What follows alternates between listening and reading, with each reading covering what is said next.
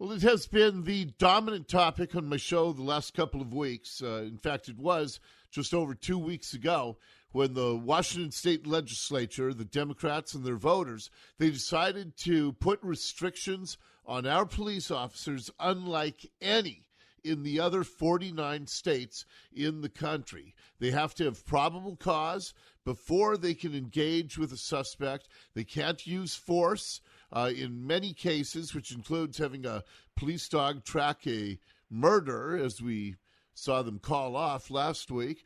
And I wanted to get back to Chelan County Sheriff Brian Burnett, because he has also been breaking down this new law and how to just communicate it to all of the men and women who serve under him. Sheriff Burnett joins us here on the Dori Monson Show. Sheriff, always a pleasure. I appreciate it. Thank you, Dori. Thank you for having me. And I understand you had a chance to listen. I had on my show late last week one of the main sponsors of this bill, Jesse Johnson.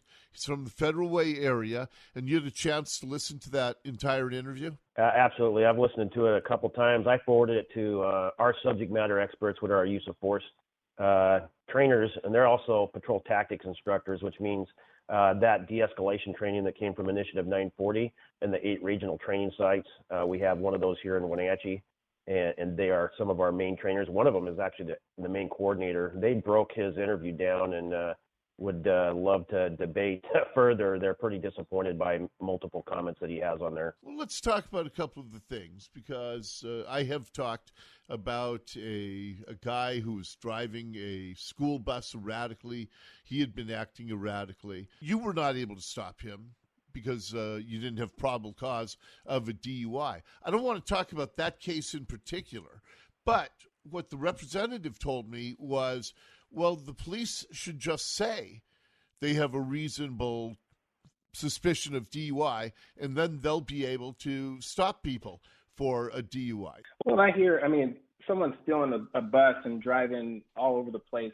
We say explicitly in the bill, DUI is still at the threshold of reasonable suspicion. They did not have... A number of officers said they would have used reasonable suspicion for a DUI when you see someone in a dress stealing a bus and driving all over the place. So, I think that's a fatal flaw in Chelan County for not taking that as a No, because DUI. It says DUI, but they didn't know at the time that he had just gotten out of a mental hospital. And you specifically in your bill... Yeah, but they saw him driving all over the place on the road. That anyone could see that that's probably a DUI. No, it could have been mental illness. It could have been somebody going through a manic phase. They didn't know he left the mental health facility. So all they saw was what they saw is with a school bus that was stolen. So if it turns out... that's reasonable suspicion for a DUI. No, if it turns out they had stopped him for a DUI or had used the spike strips, and then it's revealed he hadn't been drinking, he was just going through a mental episode, then he goes free. And the police get sanctioned. And then the police get sanctioned for that. They won't get sanctioned on that. They will not. Of course they would. For that. If they violate Washington state law, they won't get sanctioned? That's not violating when you have reasonable suspicion for a DUI. But he wasn't drunk. Is that the way it works under this new law? No, Dori, it's not. And here's the deal. It's one thing to say, okay, he blew a stop sign or he did this moving violation or he had this behavior while he was driving, and it's a moving violation, so therefore it's probable cause for a traffic stop. But remember, we were already trying to stop him because it was reported as a stolen vehicle. And so lights and sirens on, and the person's not stopping. So therefore now we have a felonious vehicle pursuit. And now this is when the new law comes into effect, and you have those 4 prongs that must be met.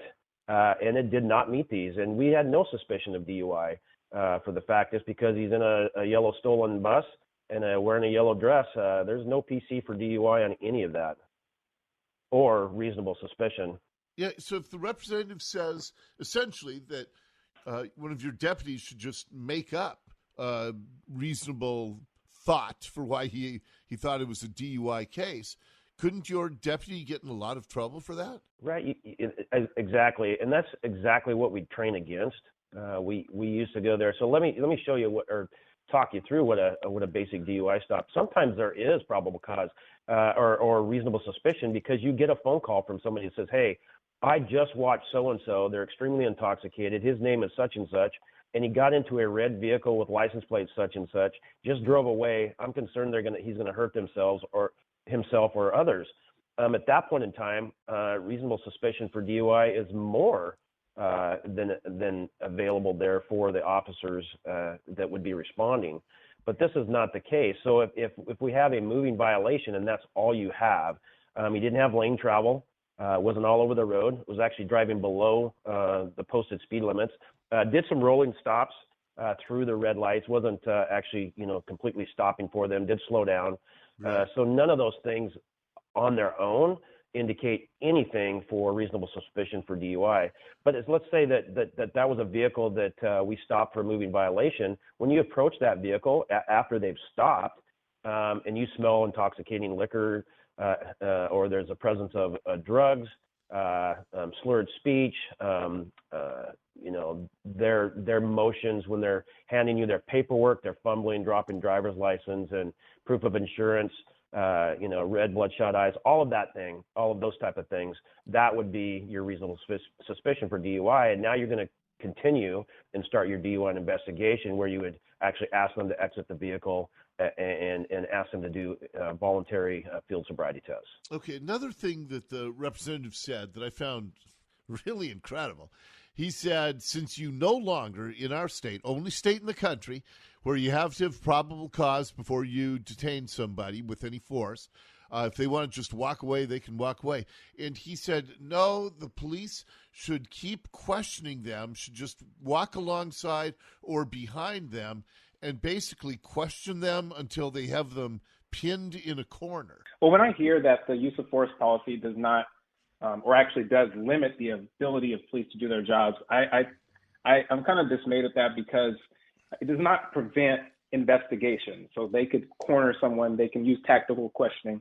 What it does is say probable cause has to be developed. And when I hear that, that's concerning because when you look at law enforcement policy, probable cause is when they deem that a crime has most likely been committed. In my mind, when I saw that, and I've talked to numerous law enforcement across the state, probable cause was established the moment that they investigated once they arrived and they had a suspect that looked like the suspect that matched the description.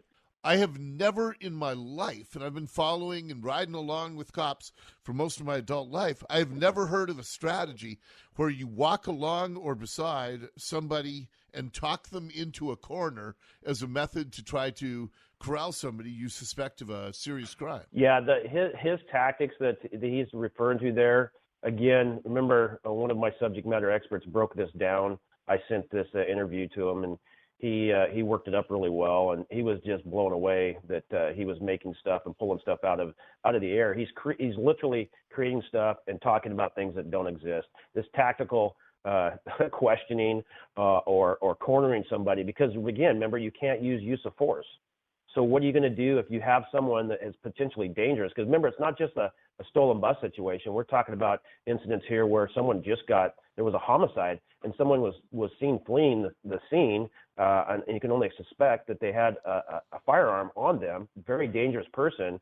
Are you going to go in there and disregard your training tactics and officer safety, both for yourself and the community and the suspect?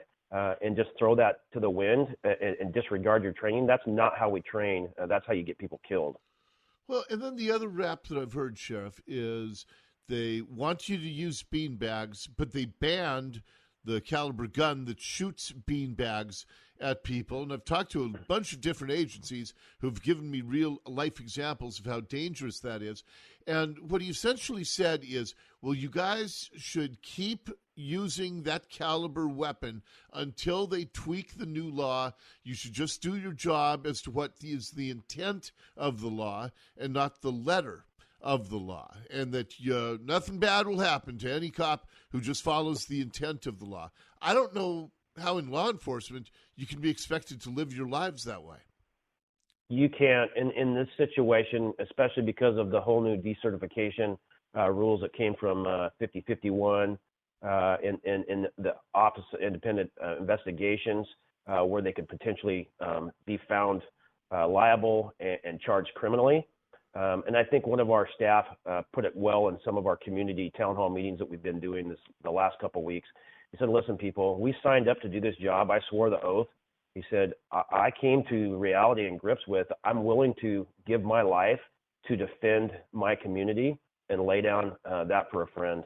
I said, but I'm not willing to give up my freedoms. And what they mean by that is I'm not willing to go to prison for you. I'm willing to die for you, but I'm not willing to go to prison for you and leave my family, my wife, and my kids behind to figure out how they're going to manage this on their own. And so it's just insane. I would put it back, right back on Representative Johnson. Again, this is not a personal attack on any of the representatives or senators that sponsored these bills, but I'm telling you, it's poor legislation.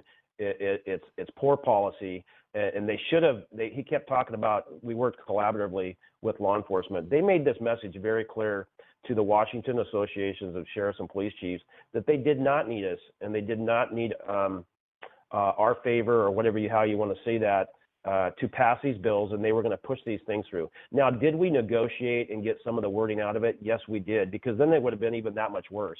But they made it very clear that they didn't need the subject matter experts, and at this point in time, they were going to move forward and they were going to pound this stuff into legislation. And so now they have to live with it, and now I see that they're backpedaling.